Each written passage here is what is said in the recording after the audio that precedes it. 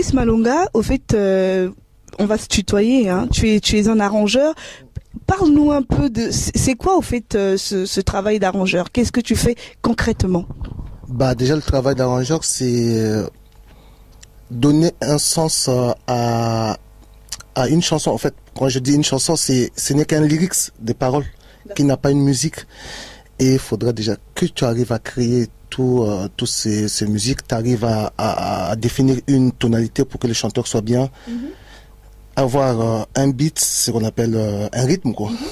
Le tempo exact de la chanson, et réfléchir à la place des autres musiciens qui vont intervenir. En fait, c'est la base même de la chanson, c'est l'âme même de la chanson, en fait. D'accord, donc ça veut dire que tu fais le piano, tu fais la guitare, le tam-tam, la batterie. C'est toi en fait qui fais tout, si j'ai bien compris? Oui, avec mon piano, hein, avec mon synthé. D'accord, mais donc du coup, ces artistes qui ont fait ça ne sont plus trop utiles quand on est au studio? Ça dépend. Il y a des styles où, ouais, c'est vrai qu'il y a des styles où on n'a pas trop besoin. Mais il y a des styles où, quand même, par exemple, dans la chanson Zandre vient d'écouter, c'est vrai que j'avais posé toute une base. Même les basses, je l'avais fait au synthé, quelques guitares au synthé. Après, on a rappelé d'autres guitaristes, tels que Popoli Pobenico qui a fait la lead guitare. Il y a eu Dimi Bass d'Extra Musique Internationale qui a fait la basse. Il y a eu un jeune batteur Milbaga, qu'on appelle Milbaga, il s'appelle Johnny Pouloulou, c'est lui qui a fait la caisse claire et Charleston. Et il y a eu Endo qui est venu chanter, Abdon à la guitare aussi, Abdon Mundele qui est aussi chez Extra Musique Internationale avec le président Quentin Moyasco que je salue. Ouais, et voilà quoi. On a quand même eu besoin de l'apport de plusieurs personnes pour arriver à avoir ce résultat. Mais sinon oui, que la base... ces artistes se retrouveront au chômage. Ça c'est vrai, c'est pour cela que les arrangeurs, on n'est pas trop aimés par les artistes. Bon, je rigole là, mais c'est vrai que on arrive à faire un album seul sans l'apport d'une autre personne. Mais après, ça sonne un peu froid. C'est vrai que ça sonnera un peu froid, c'est trop machinique parce que là, j'utilise pas mal d'ordinateurs, pas mal de sons virtuels et tous ces genres de trucs.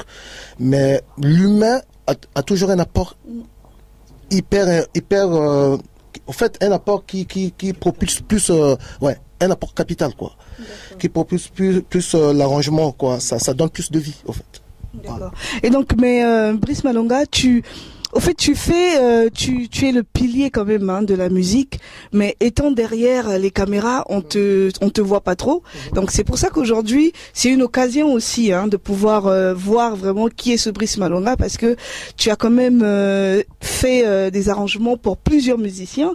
Hein, tu vas quand même nous parler de ces musiciens-là, sur quel CD, quel album, si tu peux, et puis essayer de nous faire un peu des acapellas quand même. Ouais. D'accord. Bah, par exemple, déjà que je suis né à Brazzaville, et de Brazzaville, j'avais déjà commencé à bosser à l'âge de 15 ans dans un home studio qui était à Makelekele, chez Frédéric Siassia. On appelait le studio Astron.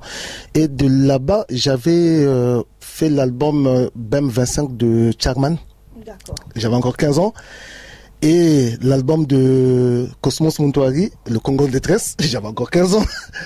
Et ouais. Bon, en fait, le piano, je l'ai commencé à 11 ans, quoi. Donc, j'étais dans une chorale et c'est là où, en passant devant ce studio, j'entendais toujours un son et ça m'intéressait. Je suis rentré. Le gars, il m'a bien reçu. J'ai donné 2-3 petits trucs.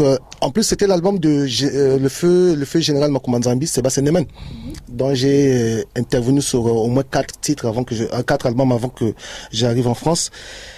Et c'est là où on commençait à me découvrir. Donc il y a eu les Cosmos, il y a eu les Charman. Après j'ai intégré le groupe de Zao pendant 5 ans. Et il y a eu pas mal de passages. J'ai eu à faire pas mal d'albums au pays, dont je me souviens même plus, j'étais hyper jeune.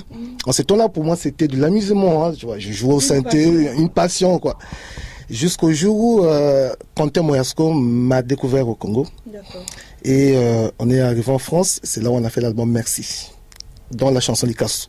D'accord. Qui est dedans. Je ne sais pas si les gens s'en souviennent, mais c'est celle qui joue comme ça.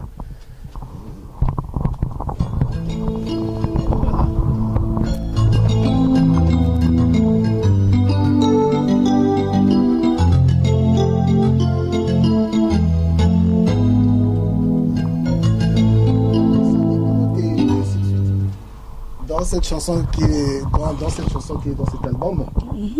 Et de là, j'ai eu à côtoyer pas mal de musiciens ici. International quand même. Ouais. Dont Monsieur Kofi Olomide, où on a fait l'album, je me souviens plus, mais je me souviens. Ouais, c'était l'album Monde Arabe, exactement. C'est là où la première chanson qu'on a commencé, c'était la chanson Painanga, je t'aime, Painanga, je t'aime. Donc je l'ai joué comme ça. Oui. Tu veux?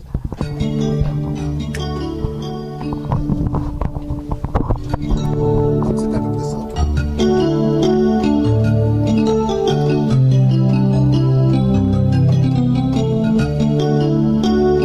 Et après, il y a eu celle-là aussi.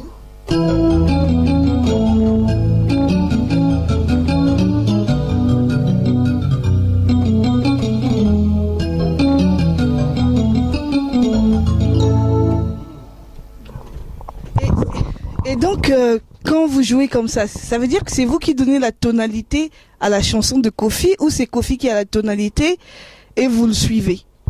Lui, il a les paroles. Il a juste le Il a juste le texte. Bon, c'est vrai qu'il y a des fois, il joue à la guitare, il donne 2-3 petites idées, mais après, tout le cœur de la chanson, ça vient de moi.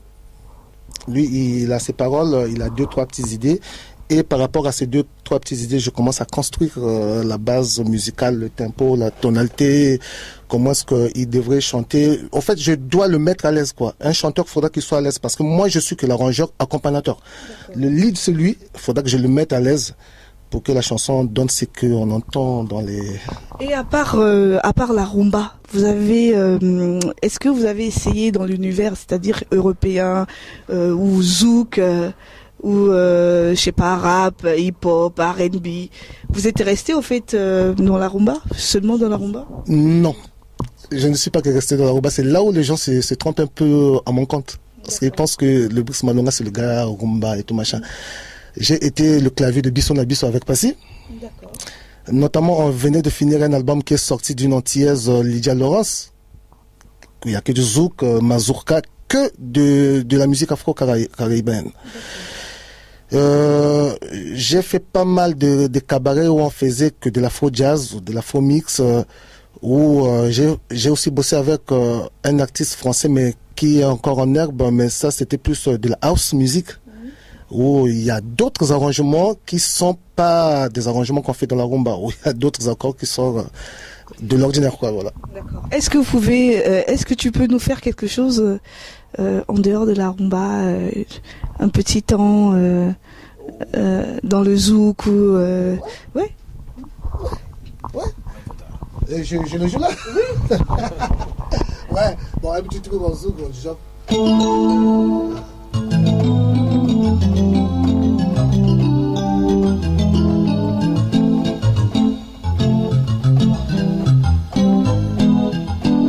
Ça, c'est les accords de base en zouk.